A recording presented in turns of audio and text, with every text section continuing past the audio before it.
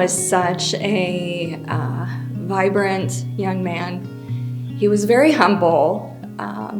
He would do anything for his friends and his family. He would take the time to spend with each one of his friends and help them in their different situations. The loss of Dylan, it just broke the lives of everybody around him. It impacted his friends, his family. He would make friends with, we called the outcast. If he saw an outcast, he would step in and help that person. And that's what got him into this situation that he was in the night that he was murdered. He was trying to help a friend. I would have never anticipated of losing a child like that. I didn't have a worry in the world at all. And now I worry all the time. It's been 2 years for me, and I'm still broken to the core. It's very, your grief comes in waves when you least expect it. So if you see a bereaved parent at a grocery store and they're smiling, those bits of joy are very far and few in between. So don't take it from that parent that they're not sad enough, because they are so broken.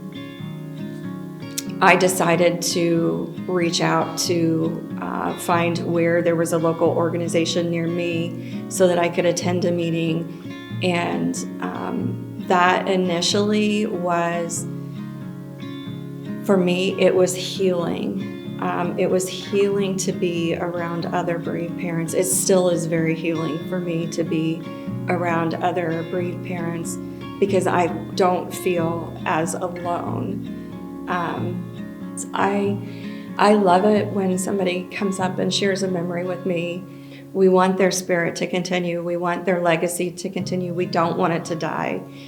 And so what I would say for a community, if you're aware of a bereaved parent, take the time to show up, to love, and to support that bereaved parent. My purpose is now to share my love with other people, however I can. My son was shot and killed by a felon that had been bailed out of jail by a nonprofit organization. I had Senator Merritt. He helped pull together a meeting with me and a bail agent executive, and we talked about how this can happen, how it works, how bail works. I didn't understand. I never knew the bail world. We looked up and we became aware of the dates that the Senate committees were meeting, and we showed up at the State House sharing our story and advocating on behalf of House Bill 1300, which would require organizations, charitable bail organizations, to be held to the same standard as your typical bail agent. As a mom, I feel like we can make changes. So for other moms who've lost their children to gun violence, there is a way to make a change, and it's to stand up and fight. That's what we do. We, back in 2021, I decided that I would create or start the I Stand for Dylan Foundation. And honestly, when I started it, I wasn't quite sure exactly. I hadn't figured out. I'm still kind of in that fog what we're going to do, but I felt the urge to do something. Throughout my public service, I've had the honor and the privilege of meeting people who are suffering through some horrific situation, experience in their lives, and going to a lot of funerals, seeing a lot of people who are in pain.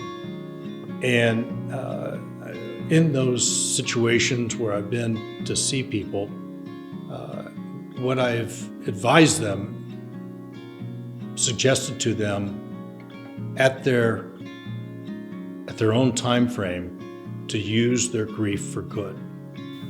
We at Mental Health America of Hendricks County understand the unique needs that each individual that is experiencing grief may be going through.